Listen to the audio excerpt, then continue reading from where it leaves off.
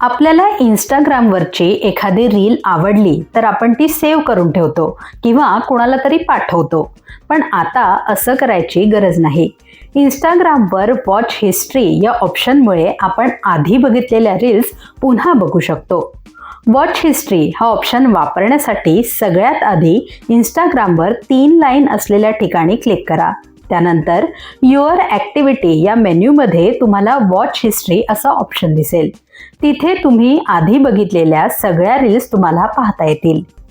तुम्हाला एकच रील खूप जणांना पाठवायची असेल तर इंस्टाग्रामचं दुसरं एक फीचर खूपच उपयुक्त आहे. इंस्टाग्रामच्या ग्रुप शेअरिंगच्या सेटिंगमुळे एक रील एका वेळी अनेक जणांना पाठवणं शक्य होणार आहे. हा ऑप्शन वापरण्यासाठी इंस्टाग्रामवर रीलच्या खाली येणाऱ्या शेअरच्या आयकॉनवर क्लिक करा.